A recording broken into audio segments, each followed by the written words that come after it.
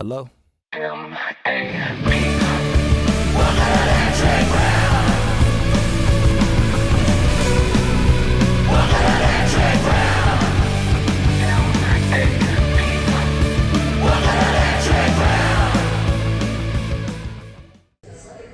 So we named our band Phoenix Theory because I was in a band previously, and I left that band to take care of my mom while she was on hospice. Yeah. And I was burnt out, didn't want to do music anymore. Thomas had just left the project. He was in a metal band, and they had just ended that band, so he kind of had that same burnt out vibe going. And a couple days before my mom passed, we were talking, and I was telling her I didn't know I wanted to go back to it, but she made me promise that I would get back to doing music, because she said that when I opened my mouth, God blessed me. And so I made that promise to my mother, and so just after she passed, I called him Thomas. We had been talking back and forth for a couple of years actually about doing something, and it just never came to fruition. But at that time, it was like, okay, this is finally time. Yeah. And so we came together and started doing some shows together acoustically as Eric and Thomas Unplugged.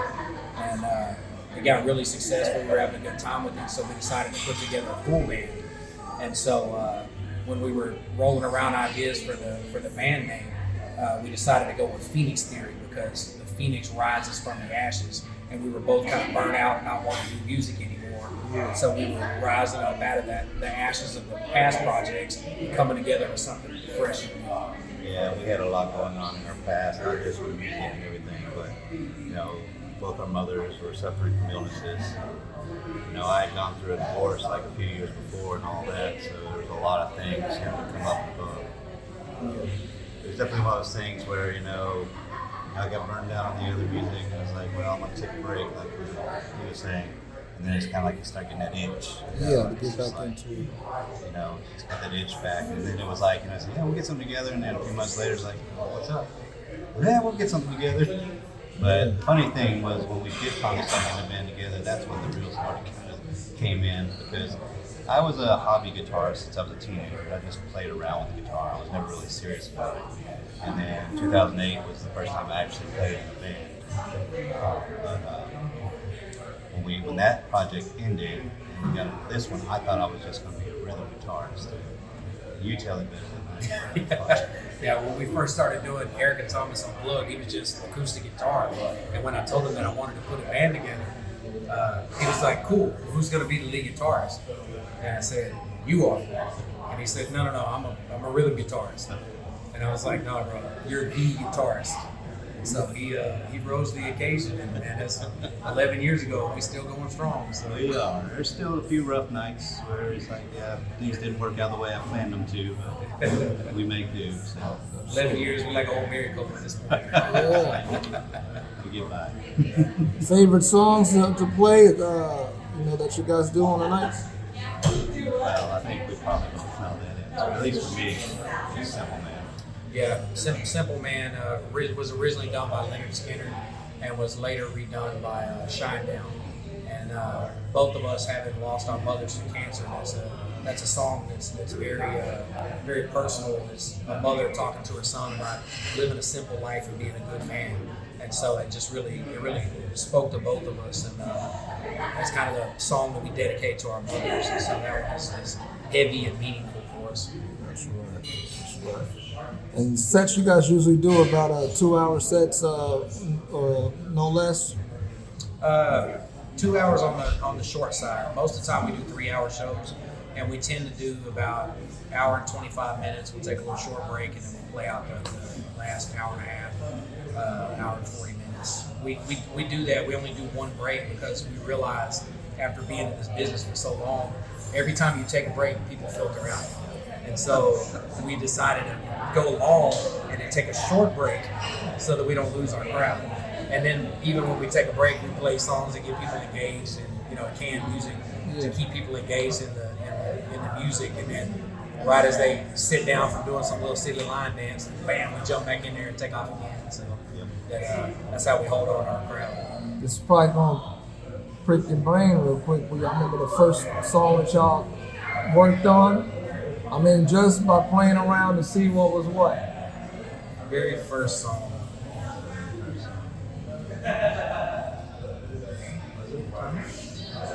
What's that? I think it was. Man, it's been so long. I don't remember. That was 11 years ago. I said I know I was gonna cause y'all to go back. Well, I remember the event because it was a benefit. It was out in the arena, and I mean I think we only had like 10 songs. Even that. Yeah. God, I don't remember what it was though. It might have been If You Could Only See. Yeah, it might have been.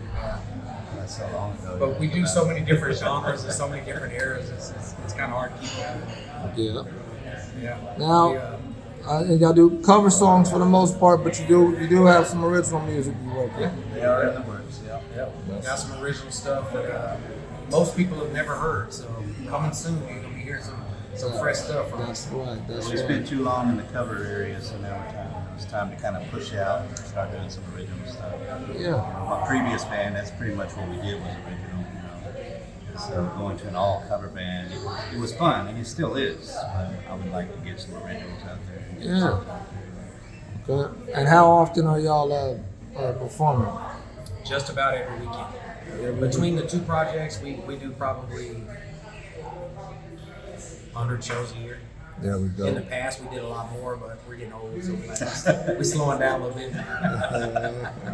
But yeah, every weekend, sometimes on a Wednesday, sometimes on a Thursday. A lot of times we do Friday and Saturday, so I will do multiple gigs in a day's time. yeah, we stay pretty busy. And how often will you go out of town? Out of town, probably once a month. We play all over Central Texas. We played as far as Houston and Galveston.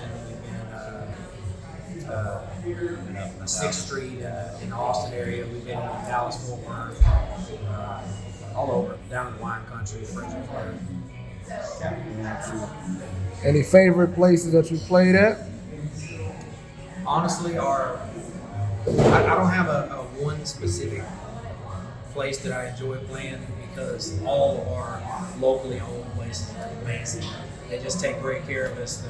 The crowds are always super supportive, and we just have a great time working with our local community and working with the local venues that keep bringing us back. And so it's kind of a symbiotic relationship, partnership that we've developed with the local venues.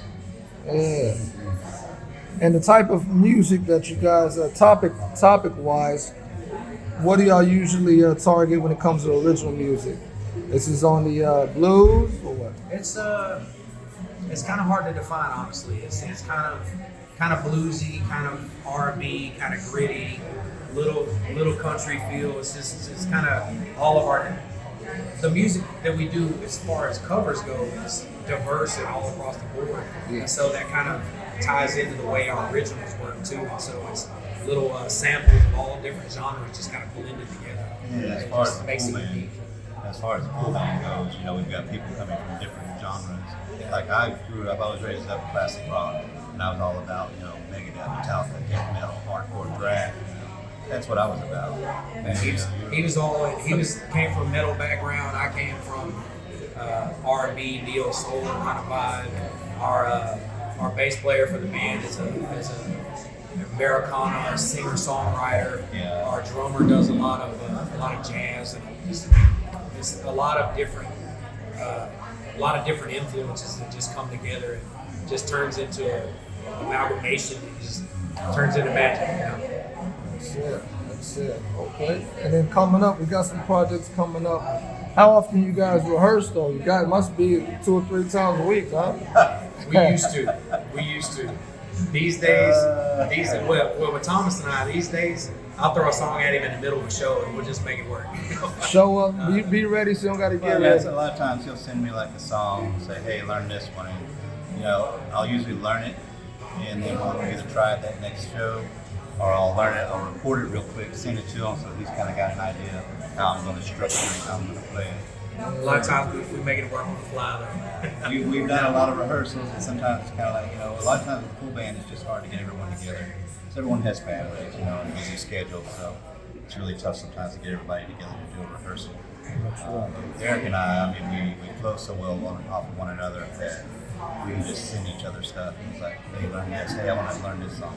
Cool, let's do it. You know, we don't even really have to rehearse. We should. Don't get me wrong. But we've also been doing this so long together that we just kind of feed off each other's energy.